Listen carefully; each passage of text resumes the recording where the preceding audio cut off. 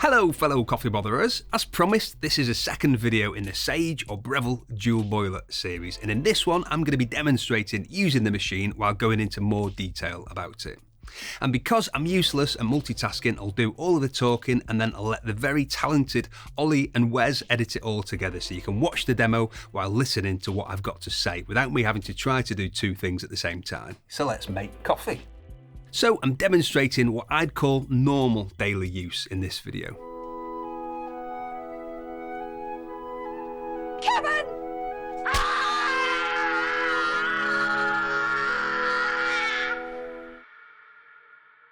If you're someone who just wants a decent espresso to drink neat or to turn into a milky or an Americano and you're not fussed about the more geeky things you can do with this machine, then you'll probably get the most from this demonstration.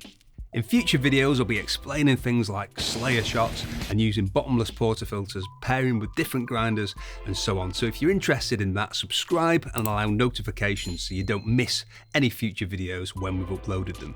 So let's turn the machine on and give it 5 or 6 minutes to warm up. I gave the group a flush once it was heated up with the portafilter in place and the cup underneath, so everything is getting warmed up, including the portafilter and the cup.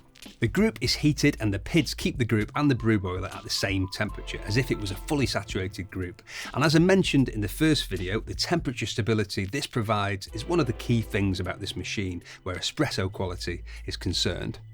Or you can use the auto on. To do that, you just go into the menu, go to the auto start and set the time you want it to start. You'll have to make sure the clock is set right, of course. I'm using the Sage Smart Grinder Pro today, and as I said in the last video, this does work with the dual boiler, so if you don't have the budget right now for a more capable grinder, just go for the Dynamic Duo package, as you get the grinder, which is a couple of £100 for £50, or in the US it costs about $100 more for the Dynamic Duo bundle. I usually use mine with the niche 0, and I will go into more detail on potential grinder pairings in another video, but if you're just getting started, it's fine to start out with the Smart Grinder Pro. Sinking a few £100 into a higher level grinder will just give you more potential where shot quality is concerned. It will also mean you'll get better results if you want to work with lighter roasts, which the dual boiler is capable of. As you can see, I'm using the manual button instead of using the shot buttons, and I'm doing that because I haven't spent the time to dial in, because we're trying to get all of the new dual boiler series done in one day and time is of the essence, and it's much better in my opinion to pull shots manually, at least while dialing in. I've got the pre-infusion time and pressure at the factory presets, and pressing the manual button once to start and then pressing again to stop utilises the factory preset pre-infusion settings, which you can very easily change in the settings menu. If you want to go fully manual, press and hold the manual button for as long as you want the pre-infusion to last, remove your finger from the button to let the pressure ramp up and then press the shot button to stop. So pulling shots is straightforward, as you can see. To make a milky, a flat white for example, we can just start the milk steaming and then pull the shot.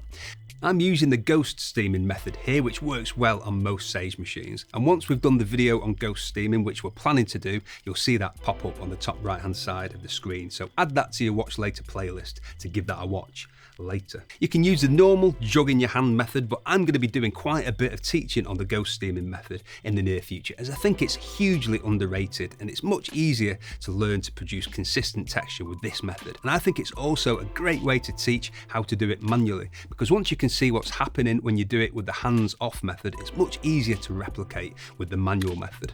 Whether you'd want to do it manually though, once you've got the ghost steaming technique down to a T, is another matter, because this way you can set the milk steaming up and then do your puck prep. Making an Americano is ridiculously straightforward. Just pull the shot and then put the cup under the hot water spout and turn on the hot water. You can do it either way around. I prefer the look of water first because it looks so cool when the espresso hits the water, especially if you spin the cup round first to get a bit of a vortex going. Although espresso first and then water makes more sense in terms of being able to taste it and add more water. If you do it the other way around and it's too weak, it's harder to fix because removing water from your Americano is more difficult than adding it. So I've made my coffees for the day. I'll just quickly do my recommended daily clean down.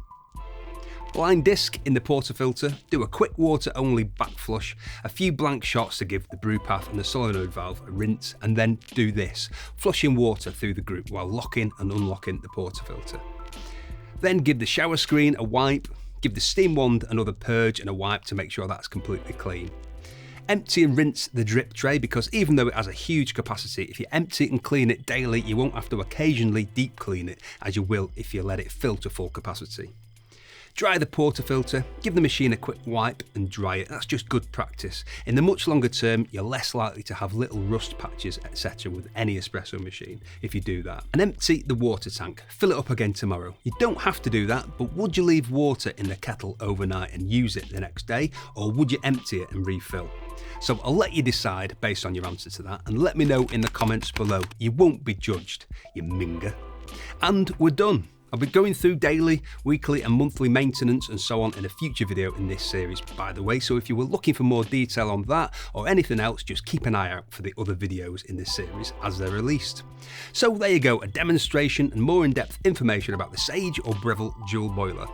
Sylvester Stallone couldn't land any decent roles as an aspiring actor, so he wrote Rocky and sold the screenplay on the agreement that he would star in it, and completely changed his life. That has nothing to do with clicking the like button. Click the like button if you've ever heard Eye of the Tiger, or if you know anyone called.